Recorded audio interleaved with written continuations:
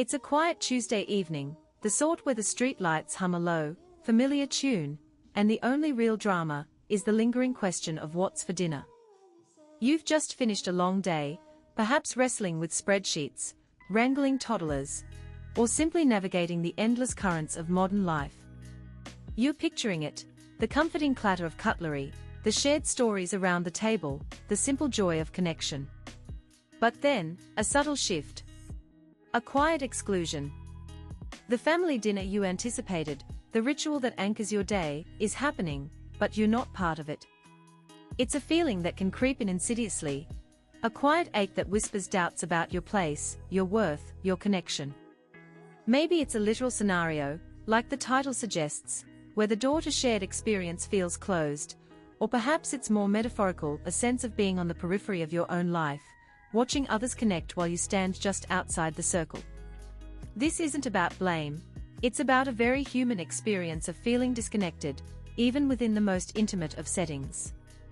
It's the sting of realizing that the very people you nurture and provide for might, in their own evolving worlds, have created a space where your presence isn't quite as central as you'd imagined.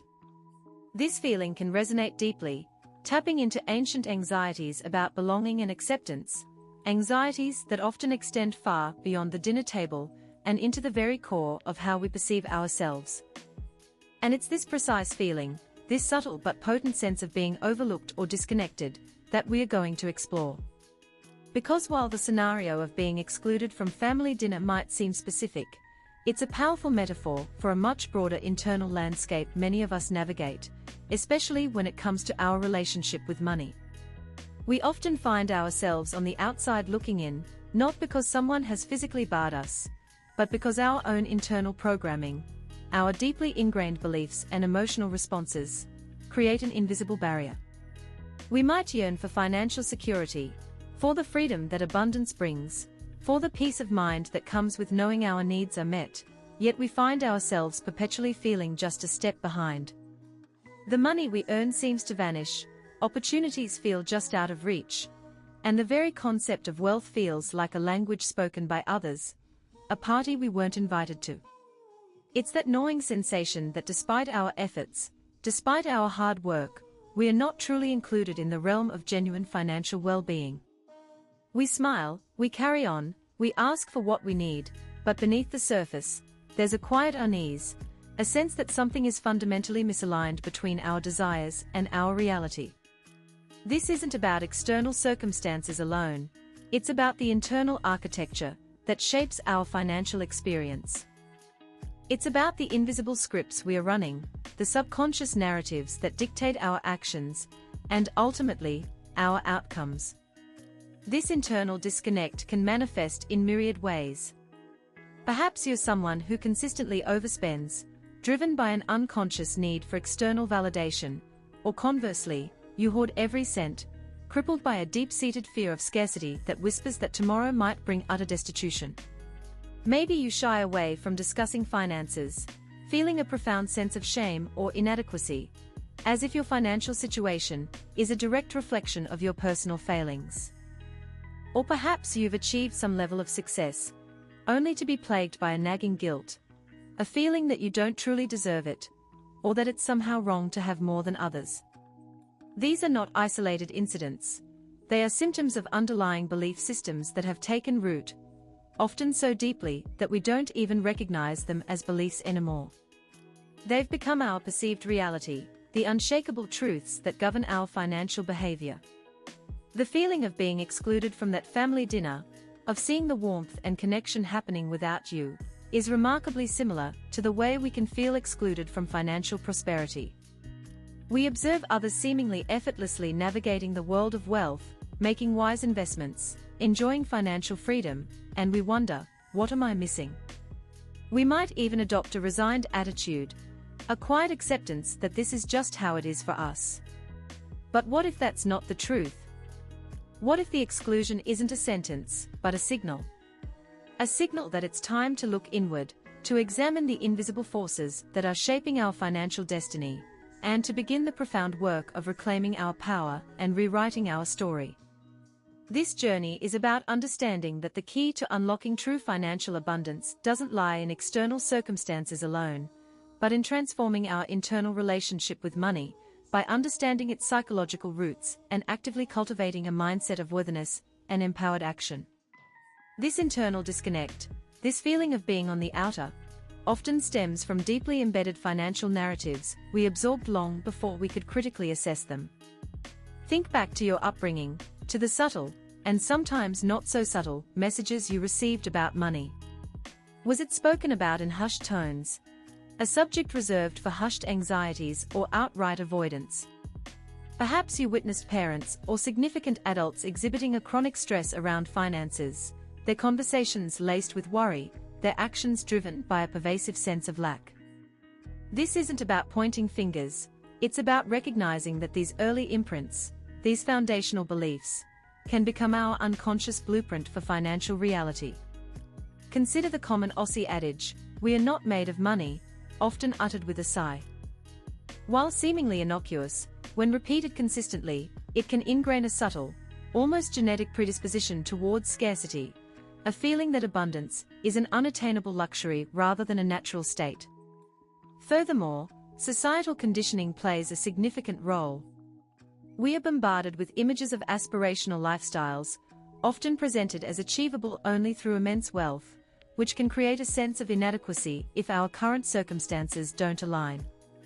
This constant comparison, this feeling of not enough, can foster a deep-seated belief that we are inherently deficient in our ability to attract or manage financial resources. It's like inheriting a worn-out map that only shows paths leading to struggle, when in reality, vast, uncharted territories of prosperity exist. Building on this, however, it's crucial to differentiate between genuine financial prudence and the psychological manifestation of scarcity. Prudence is about responsible stewardship. Scarcity is a feeling, a narrative of lack that can override rational decision-making. For instance, someone operating from a scarcity mindset might meticulously save every penny, not out of a strategic desire for future investment, but out of a profound, almost crippling fear that any expenditure, no matter how necessary or beneficial, will lead to absolute destitution. Conversely, another manifestation might be a pattern of impulsive spending, driven by a subconscious belief that the only way to feel worthy or momentarily escape financial anxieties is through immediate gratification. Think of someone who, after a particularly stressful week, splurges on something extravagant, not because they can afford it, but because the fleeting pleasure momentarily silences the inner critic that whispers about their financial shortcomings. This internal dialogue, this often unconscious conversation we have with ourselves about money, is where the real work begins.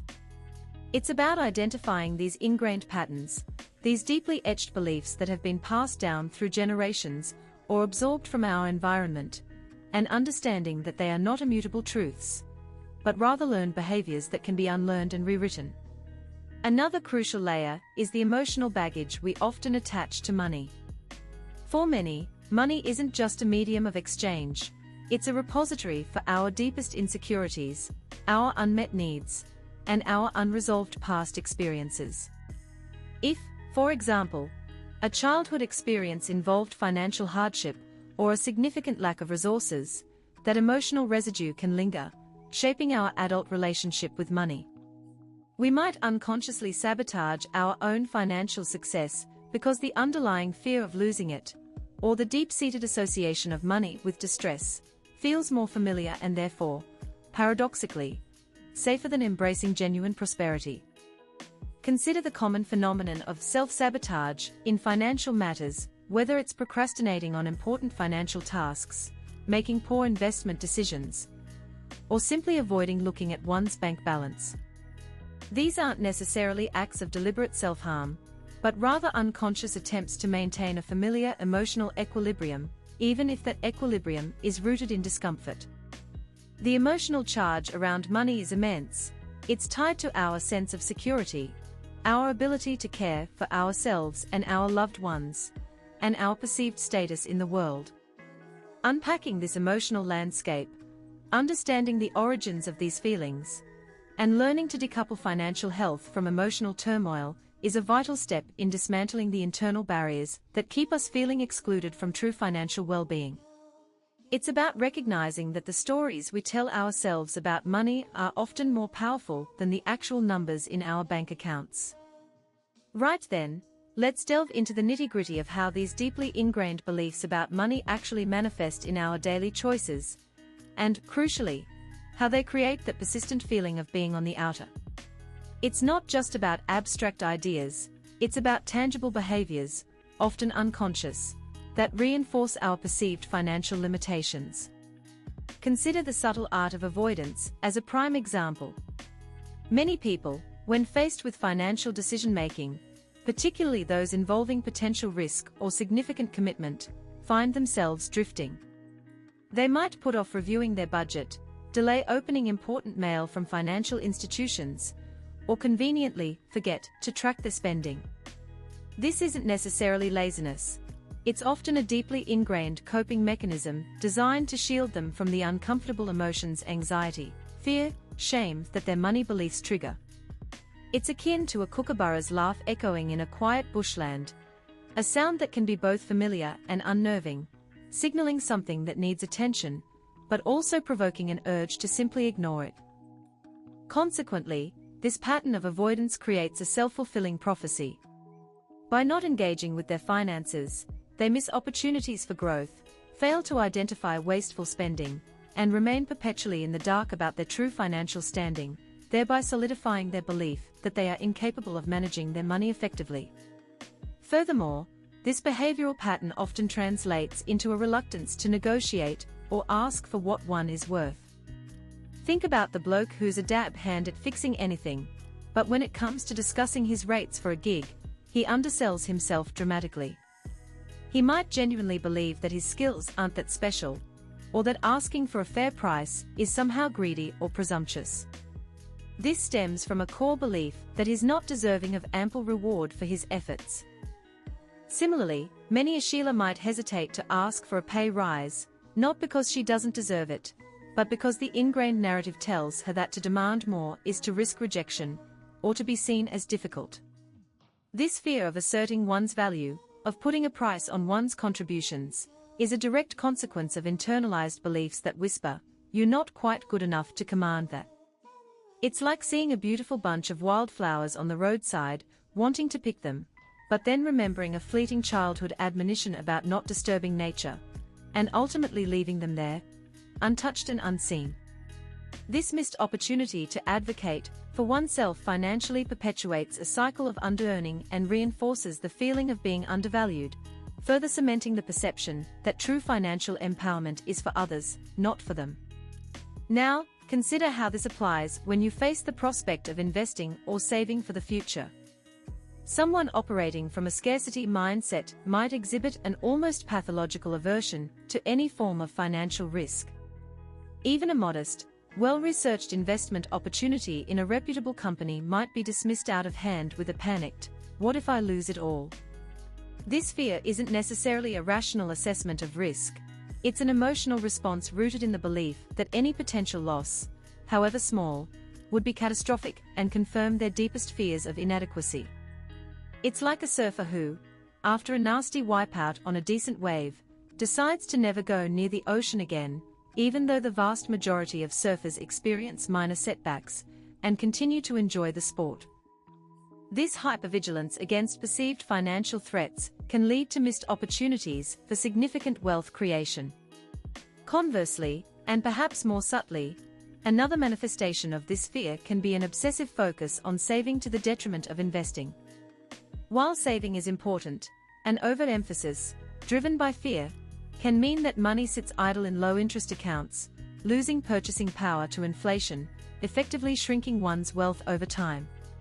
This passive financial behavior, born from an unwillingness to embrace calculated risk and a deep-seated distrust of financial growth mechanisms, further isolates individuals from the mechanisms that build lasting prosperity. It's a quiet surrender, a decision to remain in the shallows rather than venturing into the deeper, more abundant waters. Building on this, it's essential to recognize how these internalized beliefs can also influence our spending habits in ways that might seem contradictory, but are, in fact, deeply interconnected. For instance, the same person who meticulously hoards every cent might also be prone to impulsive, treat-yourself spending sprees when they feel particularly deprived or overwhelmed by their financial restrictions. This isn't about enjoying a well-earned reward, it's about a subconscious attempt to momentarily escape the suffocating grip of their scarcity mindset.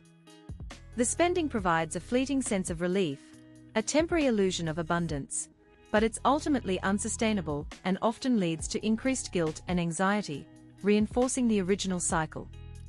It's like a boomerang, you throw it out with good intentions, but it inevitably returns, often with more force, reminding you of what you're trying to escape. This pattern highlights the emotional rollercoaster that financial beliefs can create. The constant oscillation between extreme frugality and impulsive spending leaves one feeling perpetually out of control, further solidifying the belief that they are not masters of their financial domain. It's this internal tug-of-war, this lack of a stable, empowering financial identity, that keeps many feeling like they are merely bystanders in their own financial lives, forever watching from the sidelines as others experience the freedom and security they crave. Now, let's turn the spotlight onto how these beliefs actively shape our perception of value and, consequently, our financial interactions. It's not just about what we earn, but how we perceive what things are worth, both our own labor and the goods and services we consume. Think about the subtle but pervasive tendency to equate price with quality, especially when operating under a scarcity lens. If you've grown up believing that good things are scarce or hard to come by, you might unconsciously fall into the trap of assuming that a higher price tag automatically signifies superior value, regardless of the actual product or service. This can lead to overspending on unnecessary luxuries while simultaneously devaluing your own skills and time, seeing them as worth less than they truly are. It's like walking through a bustling market, drawn to the shiniest, most expensive trinkets, convinced they are inherently better, while overlooking the sturdy, well-crafted items that offer genuine, long-lasting utility at a more reasonable price. This distorted perception of value means you might be paying a premium for perceived status, or a fleeting sense of having the best, rather than making pragmatic, value-driven decisions that build genuine financial security. Further to this, consider the impact on our willingness to invest in ourselves. When our core beliefs whisper that we are not inherently deserving of abundance, or that financial growth is a privilege reserved for others, we often balk at opportunities that require an upfront investment of time or money for future gain. This could manifest as skipping professional development courses that could boost earning potential, neglecting to invest in tools or resources that could improve efficiency, or even avoiding necessary health checkups that could prevent more costly issues down the track. It's like having a magnificent garden plot, fertile and ready, but refusing to buy seeds or soil amendments because you're convinced nothing will grow, or that the effort isn't worth the potential harvest. The belief that it's too expensive, or it's not for people like me, becomes a self-imposed barrier, preventing us from planting the seeds of future prosperity.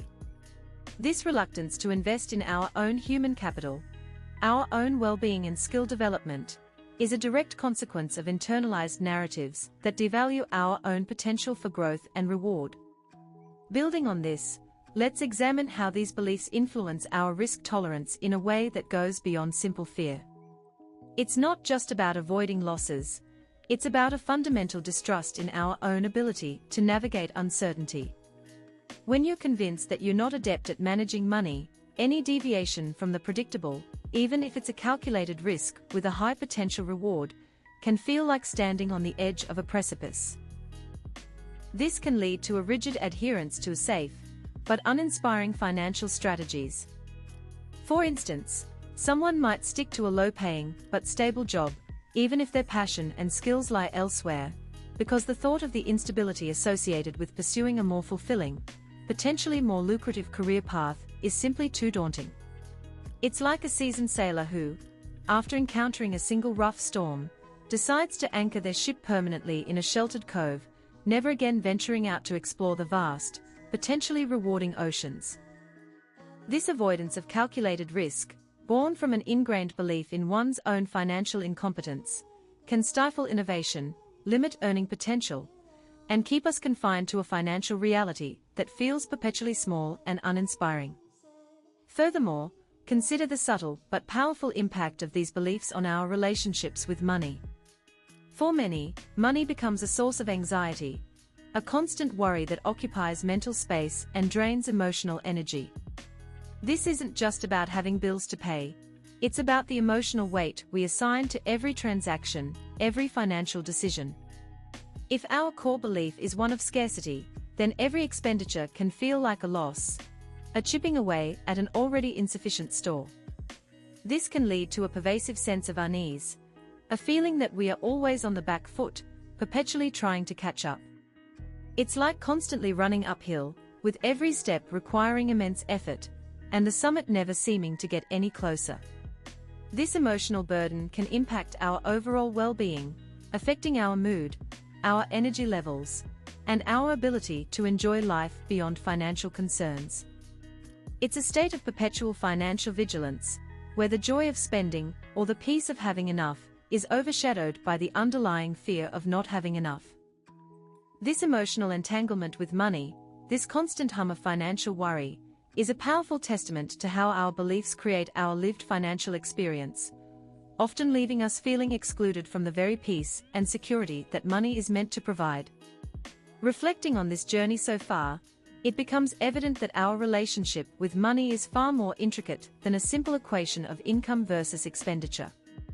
We've navigated the subtle undercurrents of inherited narratives and the powerful, often unconscious, emotional landscapes that shape our financial behaviors. It's as if we've been peering through a slightly distorted lens, a lens crafted from past experiences and societal conditioning, which has colored our perception of wealth and our own capacity to achieve it. The way we approach opportunities, the value we place on our contributions, and even our comfort with financial uncertainty are all intricately woven into this internal tapestry. As we pivot towards the final reflection, consider how these various threads, once disparate and perhaps even confusing, begin to converge, revealing a more cohesive picture of our financial selves. It's in this convergence that the true nature of our financial entanglement, and indeed, our potential for liberation, becomes palpable. In light of these insights, the path forward, though not yet fully revealed, starts to shimmer with possibility.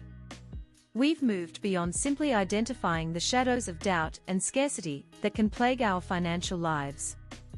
Instead, we've begun to appreciate the profound impact of our internal frameworks, the unshakable convictions that, whether serving us or hindering us, are the architects of our financial reality. Think of it like understanding the underlying geology that dictates the lay of the land. Once you grasp the fundamental structure, you can begin to see how to build upon it, or even how to reshape it. This dawning awareness is not about dwelling on what has been, but about recognizing the immense power we hold to influence what will be. It's about acknowledging that the quiet exclusion we might have felt, whether from a family dinner or from the broader promise of financial security, often originates from within, a self-imposed distance we can learn to bridge. Drawing these strands together, we see a consistent pattern. Our internal world dictates our external financial experience.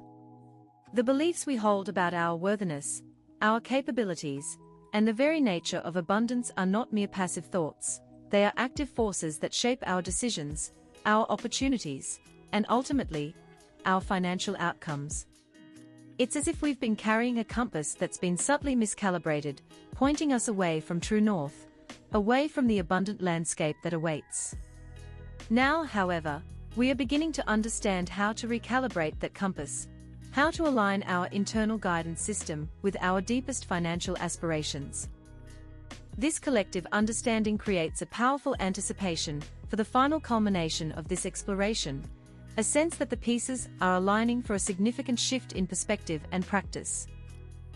The cumulative effect of our journey thus far has been to illuminate the internal terrain, preparing us to step onto a new path with clarity and conviction.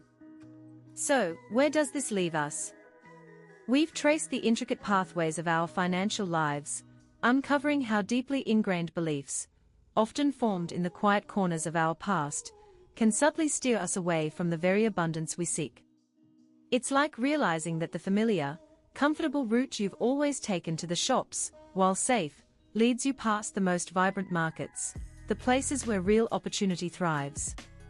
We've seen how these internal narratives can manifest not just in our bank balances, but in our very sense of self-worth, our willingness to advocate for our value, and our capacity to embrace growth. The feeling of being on the outside, looking in, whether at a family table or at the prospect of genuine financial freedom, is a powerful signal. It's a whisper from our subconscious, not of inherent limitation, but of a deeply learned pattern that can, with conscious effort, be unpicked and rewritten. This isn't about pointing fingers or assigning blame. It's about recognizing the profound psychological architecture that underpins our financial reality. The journey has been one of unveiling these internal landscapes, understanding their origins, and appreciating their potent influence. The core message that emerges, shimmering with newfound clarity, is that true financial mastery isn't merely about accumulating wealth. It's about cultivating a fundamental sense of worthiness and alignment within ourselves. It's about shifting from a mindset of scarcity, where every perceived lack reinforces a narrative of inadequacy, to one of abundance, where opportunity is seen as inherent and growth is a natural progression.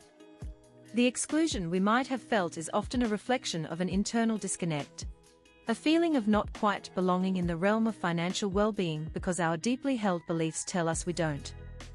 But the remarkable truth is that this perceived exclusion is not a sentence. It's an invitation. An invitation to turn inward, to examine the stories we've been told about money, both by others and by ourselves, and to consciously choose new narratives of capability, of deservingness, and of inherent abundance. The true practice of financial well-being begins not with a bigger paycheck or a winning lottery ticket, but with the quiet, courageous decision to reframe our internal dialogue, to challenge the limiting beliefs that have held us captive. This reorientation is akin to a seasoned gardener finally understanding the soil beneath their feet. Once you comprehend the underlying conditions, you can begin to nourish, to cultivate, and to foster growth that was previously unimagined. It's about recognizing that the why behind our financial behaviors is often far more influential than the what. When we address the emotional and psychological roots of our financial patterns, we unlock a far more sustainable and empowering path to prosperity. The subtle exclusion from that family dinner, or from the broader promise of financial security, is a potent metaphor for the internal barriers we construct. But by understanding these barriers, by seeing them for what they are, learned responses, not immutable truths, we gain the power to dismantle them.